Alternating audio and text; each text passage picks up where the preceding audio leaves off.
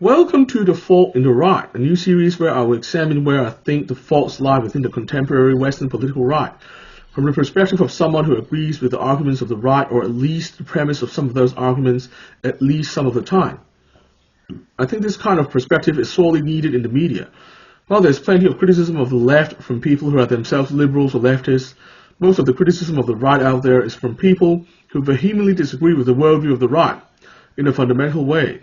A lot of it is therefore either ideological disagreement or bad faith attacks.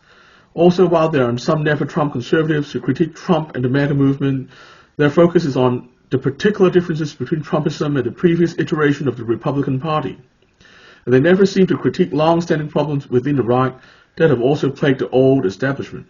In summary, the left critiques the right as a whole, but in a burn-it-all-down way. While never-Trumpers critique only Trumpism, but avoid talking about problems that plague the rest of the right too. There is a clear gap here that needs to be filled with something akin to liberal anti-wokeism, but for the right. On the surface, different iterations of the right have championed different ideals that I could get on board with on the surface. The right of the 1990s and the 2000s, when I was growing up, championed family values, a healthy media and culture, and a culture of personal responsibility. I could certainly get behind these ideals. However, in practice, it was all about government control and authoritarian measures, which I just couldn't accept. By the time I was in college, the right had descended into championing the Iraq War, the wider war on terror, restricting civil liberties, and banning gay marriage everywhere. Their authoritarian tendencies were on full display. Later on, during the Tea Party era, libertarian ideas became more popular, which I found very encouraging, but then they had to share a platform with conspiracy theories, which I found very frustrating. Still later on, Trump, for all his faults, did appear to move the right away from both religious authoritarianism and the forever wars, thus resolving the two biggest issues I had with the right a decade early. However, the religious right came back with a vengeance soon after, and nowadays Trump himself is saying that we need a religious revival, with all the LGBT outreach that characterized his previous two campaigns seem to have disappeared quietly. It appears that the religious right has won out again under Trump's leadership, and they are even openly demanding that he embrace a national abortion ban.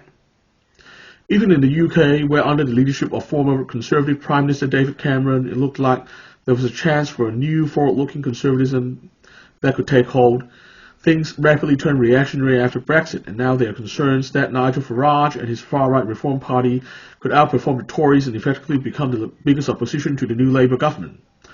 In short, the right has championed many worthy ideals that the left just won't talk about, but it all seems to end with reactionism and authoritarianism. Not only is right-wing politics like this, right-wing influencers and public figures also bring this kind of disappointment about in the cultural sphere, because politics is downstream from culture and they desperately want to influence the culture. I have previously talked a lot about the hijacking of anti-woke discourse by a small number of well-organized and very well-paid influencers. Judging by their employment in right-wing think tanks and media organizations and their Patreon earnings, all of them are definitely much richer than myself. Their coordinated promotion of one-sided biased narratives have taken anti-wokeism from a very libertarian initial position to a much more reactionary and authoritarian place over the short space of a few years. This was basically the reason why the intellectual dark web, the IDW, which showed so much promise initially, ultimately fell apart within less than 3 years. The point is, I don't disagree with what the right is saying, overall on a broad ideals basis. I do believe that society needs more individual freedom, that a free market economy is the best model for the West, that families are the fundamental building blocks of society, and that radical change based on abstract ideas is not a good idea, and that ordered liberty is the best guarantee of freedom, because when order breaks down, nobody actually has any freedom. However, the devil is in the detail and in the execution. Many right-wing policies are unfair, ineffective, or even downright harmful in that they make people less happy unnecessarily, or that they lead to deleterious consequences down the road, particularly in the case of climate change. This is not caused by incompetence, but rather by the structural incentives built into the right's composition. For example, with the religious right accounting for such a big part of the right in terms of voters, politicians, and money alike, there's very little room to treat LGBT issues fairly, or to respect the pro-choice argument from a genuinely pro-freedom point of view. Also, with the fossil fuel lobby being such a vested interest within the right, there's no room for pro-climate policy. The disconnect between the right's stated ideals and its actual policies give rise to the need for bad faith arguments, like how most LGBT people are woke activists, or how climate change is a hoax or at least scientifically unproven.